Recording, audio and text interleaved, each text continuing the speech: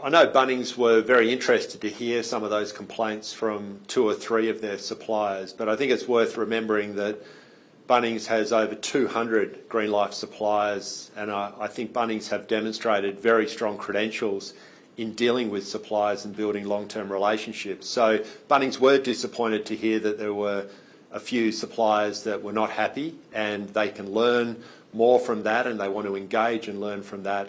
It's fair to say you are a price setter, though, not a price taker.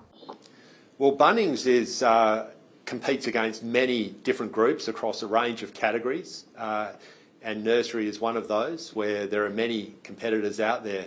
And as you know, Bunnings is very focused on delivering everyday low prices. Bunnings wants to deliver the lowest prices, and when it does, it is able to not only deliver great value to Australian households, but also grow the pie and share the benefits with their suppliers. A study by credit reporting firm Illion found the number of small businesses at the risk of collapse has jumped by 20% in a year.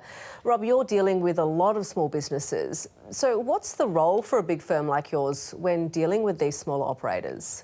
So I think some of the challenges that you're reporting and some of those issues with small businesses and big businesses are facing enormous cost of doing business pressures at the moment. Inflation is not just hurting households and consumers, it's also hurting businesses. And many small businesses are really struggling to deal with those cost pressures. The same study found larger firms have seen a 20% reduction in insolvency risks. But as you mentioned, there is competition for customers as they manage the cost of living crisis. I wonder, how is the rise in popularities of sites like Amazon and Temu affecting businesses like Kmart and Catch?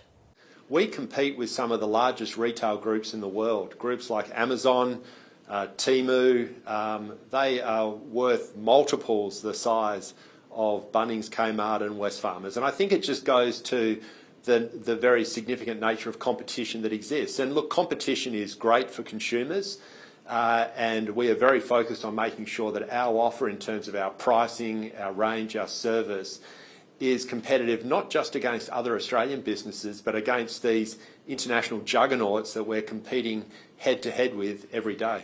Earlier this year, you opened your lithium mine in Western Australia. Does Wesfarmers have any other investment plans in the mining space, considering the global demand for critical minerals? Well, we're very focused on completing the first phase of our Mount Holland covalent lithium project, and that is progressing well. And we're also evaluating a doubling of the capacity of that project. So that is the next investment that we're reflecting on. And like always at Wesfarmers, we're always looking at other opportunities that may come along. But at the moment, at least, we have plenty of opportunities to pursue through covalent lithium. Wesfarmers is a hugely diversified business, as we've been discussing: hardware, retail, chemicals, mining and health. Where do you see the most growth for your business this decade? Well, at our strategy day today, we were talking about numerous growth platforms we have, and I wouldn't underestimate the opportunity that comes from our larger retail businesses, Bunnings, Kmart, Officeworks, just by continuing to deliver great value at a time when households really need value. But then we're also excited about the opportunities in healthcare through our Priceline and API business, together with the discussion we just had on lithium. So plenty of opportunities with our existing larger businesses and some of our new growth platforms. Rob Scott, thanks for your time. Thanks, Rachel.